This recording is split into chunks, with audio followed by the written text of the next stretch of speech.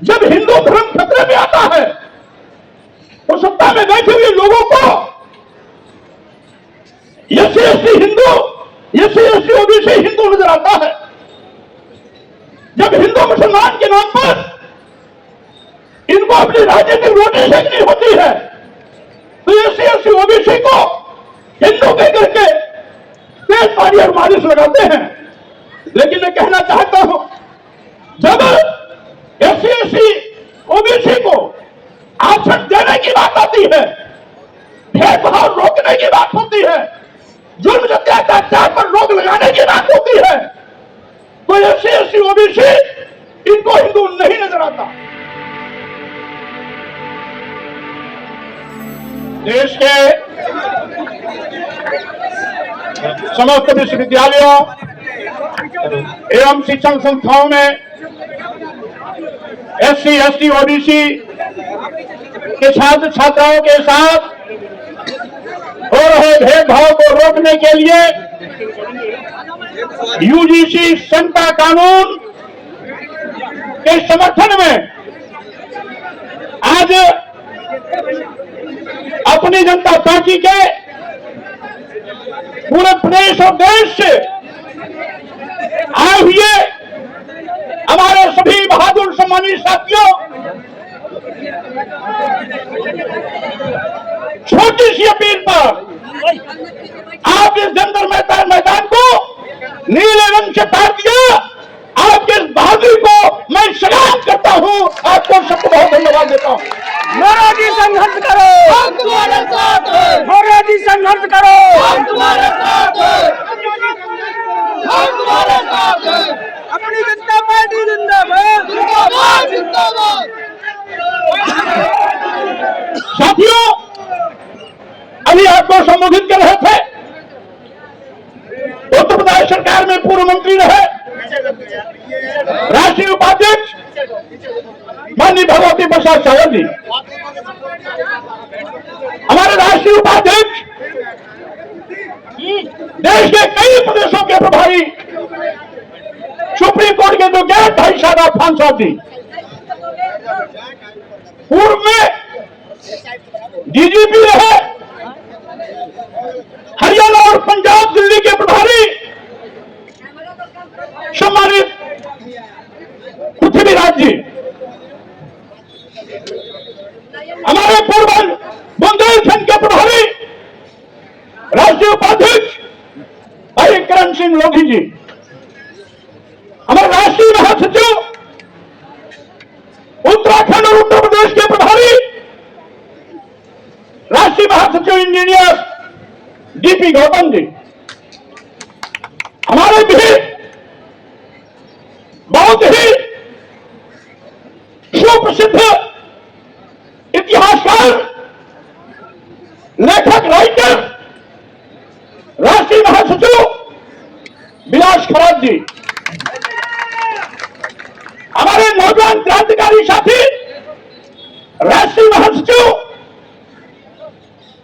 जो कल से लगातार रुक करके इस कार्यक्रम की व्यवस्था में लगे रहे भाई दिलीप चौधरी जी, साथ ही साथ हम पर विराजमान हमारे राष्ट्रीय सचिव आगरा मंडल अलीगढ़ मंडल के प्रभारी डॉक्टर आरपी सिंह जी, हमारे मेरठ मंडल के सम्मानित साथी, विश्वविद्यालयों में, शिक्षण संस्थाओं में एससी एसटी ओबीसी के छात्रों के साथ जाति के आधार पर भेदभाव होता है, जाति सूचक शब्दों का प्रयोग कर उनको अपमानित किया जाता है। सामान्य की मेरिट से ज्यादा अंक हासिल करने के बावजूद भी पोस्ट ग्रेजुएशन, पीएचडी तथा अन्य हायर एजुकेशन में एडमिशन में नॉट फाउंड सुटेबल कह करके डायरेक्ट वापस कर दिया जाता है। यही नहीं, विश्वविद्यालयों, अन्य शिक्षण संस्थाओं में professor, reader, associate professor, assistant professor की भर्तियों में भी बड़े पैमाने पर इनकी सड़कों पर डकैती डाली जा रही है, बिना विज्ञापन के ही ये कह करके कि अनुसूचित जात, अनुसूचित जनजात, पिछड़े वर्ग के अभ्यर्थी उपलब्ध नहीं है, इसलिए सभी पदों को सामान्य रूप से भर दिया जाए, ये कह करके सरकार मनमाने पर उतारू है। एससी एसटी ओबीसी के कोटे को यह सरकार अजगर की तरह निकल रही है। यही नहीं साथियों, आज जहां पर एक और एससी एसटी ओबीसी के बड़े पैमाने पर हत्याएं हो रही हैं, उत्तर प्रदेश जैसे बड़े प्रदेश में रोजाना कम से कम 1 दर्जन एससी एसटी ओबीसी नौजवानों की हत्या होती है रोजाना। एससी एसटी ओबीसी समाज की बहन बेटियां बलात्कार और दुराचार की शिकार बनाई जाती हैं।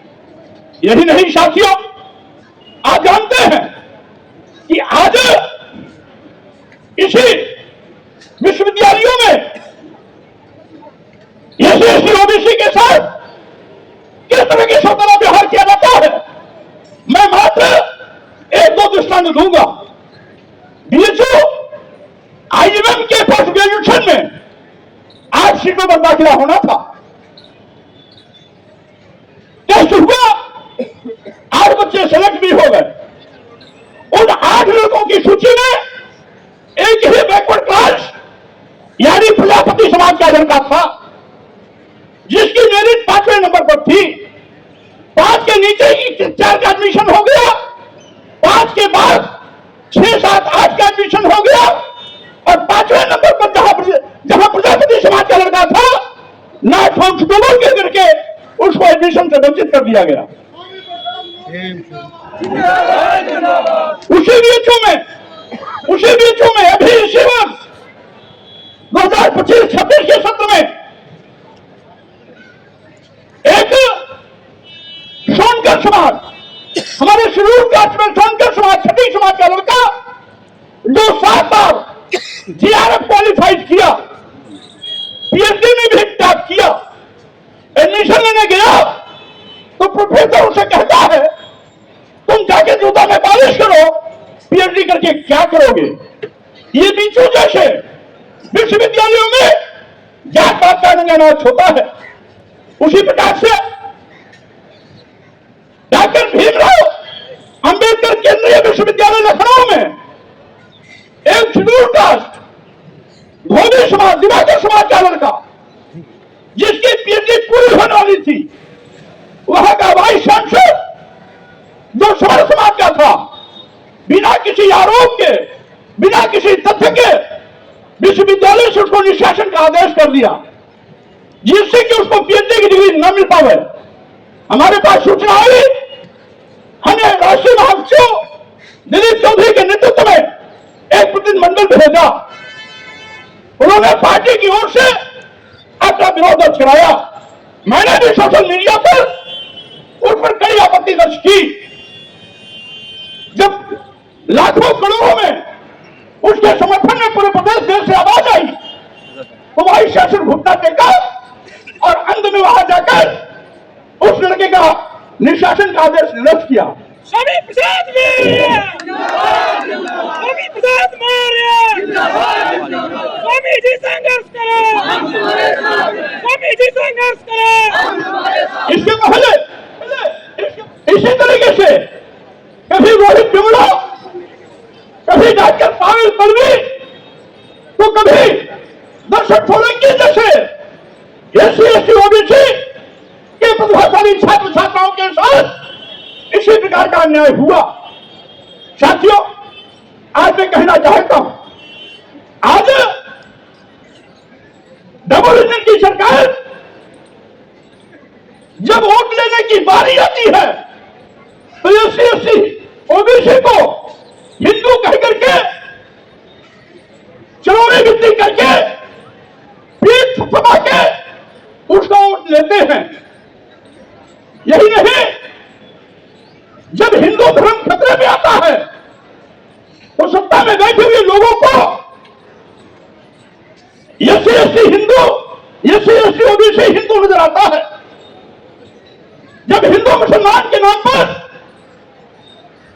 अपनी राजनीतिक रोटी सेकनी होती है तो एससी ओबीसी को हिंदू कह करके तेज पानी और मालिश लगाते हैं। लेकिन मैं कहना चाहता हूं, जब एससी ओबीसी को आरक्षण देने की बात आती है, भेदभाव रोकने की बात होती है, जुल्म अत्याचार पर रोक लगाने की बात होती है, तो एससी ओबीसी इनको हिंदू नहीं नजर आता।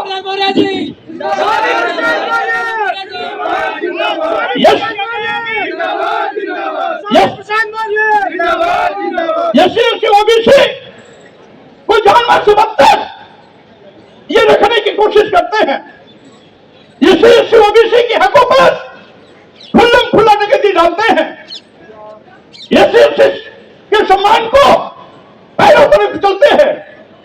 जब से सरकार डबल इंजन की सरकारें आई है तब से एससी ओबीसी को आज तरह तरह के अखबार के कड़वे घूंट पीने पड़ते हैं। कभी किसी आदिवासी के सिर पर खड़ा होकर पेशाब करना, कभी किसी दलित के शरीर में मलमूत्र लेप लगाकर अपने मोछे पर ताव देना, तो कभी इटावा के भागवताचार्य यादव बंधुओं का सर्किटवा चोरी करवा करके महिला मूत्र से पवित्र करने का दिखावा करना, तो कहीं पर पिछड़े वर्ग की महिला कथा वाचिका मध्य प्रदेश को पीठ से उतारकर घसीटते हुए बाहर करना, तो कहीं पर इस देश के सर्वोच्च कुर्सी पर बैठे हुए तत्कालीन राष्ट्रपति रामनाथ कोविंद जी को ब्रह्मा के मंदिर में जाने से रोक देना, तो कभी देश की वर्तमान राष्ट्रपति द्रौपदी मुर्मू को दिल्ली के जगन्नाथ मंदिर में रोकने का पाठ करना, तो कभी सुप्रीम कोर्ट के चीफ जस्टिस पर जूता फेंक करके अपमानित करना, यह इनकी आदत में बन गया है। मैं कहना चाहता हूं, आखिर भेदभाव क्यों? सुप्रीम कोर्ट के चीफ जस्टिस पर जूता क्यों फेंका गया? क्योंकि वो दलित समाज का था। देश के दोनों राष्ट्रपतियों को मंदिर में जाने से रोककर अपमानित क्यों किया गया? क्योंकि वो दलित समाज के थे और पिछड़े समाज के थे। यादव भागवताचार्य महिला कथा वाचिका को अपमानित क्यों किया गया? क्योंकि इसमें ये पिछड़े वर्ग के थे। यही नहीं, उत्तर प्रदेश के मुख्यमंत्री की कुर्सी और बंगला बहुत गंगाजल से सिद्ध हुआ जाता है कि उस मुख्यमंत्री के रूप में पिछड़े वर्ग का कोई व्यक्ति रह चुका है जिससे नाते वो कोठी अवृत हो गई है। ऐसी सही मानसिकता ऐसे लोगों की है। मैं कहना देना चाहता हूं साथियों, आज तो हम यहां पर आए हुए हैं सरकार को चेतावनी देने, अपने ज्ञापन के माध्यम से सरकार को इस बात के सावधान करने कि किसी भी हालत में यूजीसी क्षमता कानून लागू होना चाहिए।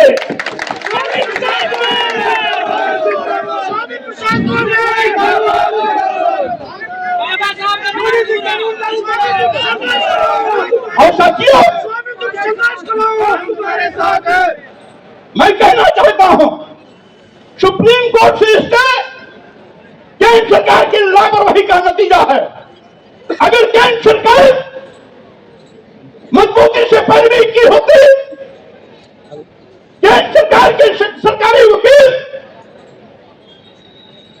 यूजीसी के महत्व पर प्रकाश डालते, उसकी आवश्यकता बताते और ये कहते कि ये कानून माननीय सर्वोच्च न्यायालय के निर्देश पर लाया गया है, तो सर्वोच्च न्यायालय से इसे कभी नहीं मिलता।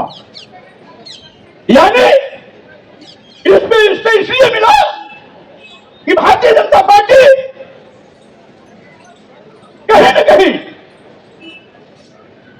यूजीसी का झुंझुना दिखाकर आपको खुश करने की कोशिश कर रही थी, लेकिन कुछ मुट्ठी पर जुल्म अत्याचार करने वाले आतंकवादियों के दबाव में आकर के वो खुद यूजीसी का अंदर अंदर विरोध कर रही थी। अगर वाकई में केंद्र सरकार अपने लाए गए इस कानून के समर्थन में मजबूती से खड़ी होती तो इसके नहीं होता। इसीलिए साथियों, मैं कहना चाहता हूं, अब केवल चिरौरी और गिनती करने से बात नहीं बनेगी। अब हक, हकूक, अधिकार, संविधान की सुरक्षा के लिए